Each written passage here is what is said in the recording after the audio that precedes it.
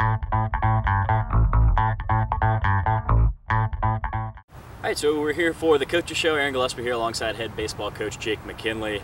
Jake, last weekend you played a series against, or 4 games over the weekend against some really solid opponents, teams you're going to see later this year. Walked away with the series win over Oregon Tech and then dropped a close one to British Columbia. Can you just kind of recap the weekend a little bit for me? Sure. Overall, pretty good weekend for us. Obviously, a very exciting finish with the walk-off win. We got to see a lot of different guys play for us, so it was good for us to see an opponent that we'll see in conference play.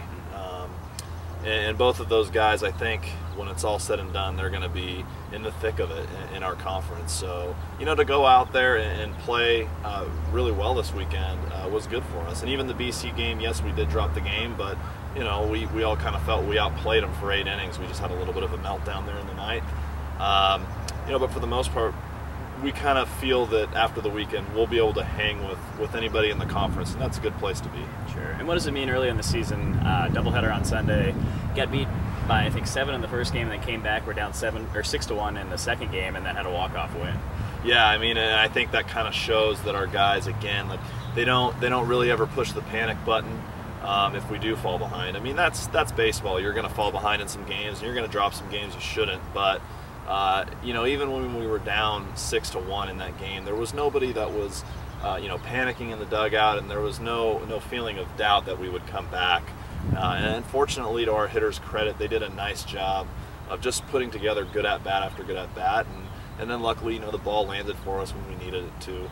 And from a pitching standpoint, in that game, we had some guys up here for us that haven't had a lot of time, and they maximized their opportunities as well. So. That last game of the series was good for us just to identify other guys that can contribute deeper in series when we are in conference.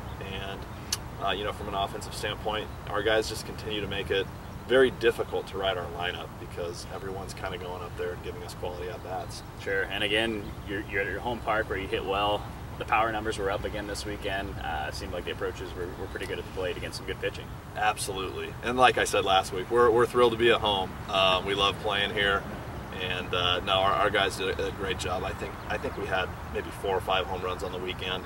And so, to be able to be at home again this weekend is great. But again, that's just a credit to our assistant coaches because they do work with our hitters and they do such a good job with them. There's never been a situation where I felt that a pitcher that we've faced so far would be too overpowering for our offense to kind of keep pace with. And once again, we did prove that. We saw weekend rotation guys from both schools. We saw UBC's best guy so far, and we had some success against him. And so overall, I'm very pleased with where the offense is at. Great. And then looking forward, this coming weekend, you have a 3-game set against Grace University, a team from the Midwest. I don't know if Menlo's ever played them before. What do you look for out of them, and who are they? They're going to be good. Their head coach is Thad Bosley, who's a former Major League hitting coach, and he's done a really good job there of getting good local talent, but also he's really tapped into this area.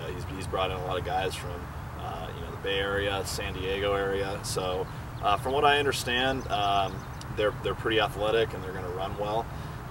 So I want to say there were 10 games over 500 a year ago. So it'll be a tough weekend for us, but we just got to be sure that we don't change anything based on the opponent.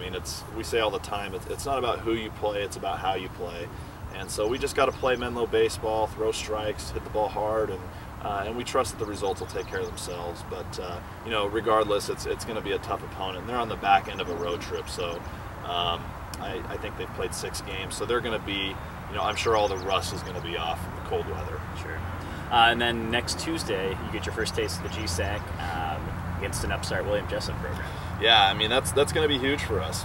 The fact that we're going into that conference next year and we get to see an opponent in the GSAC is just going to kind of show us, where we stack up.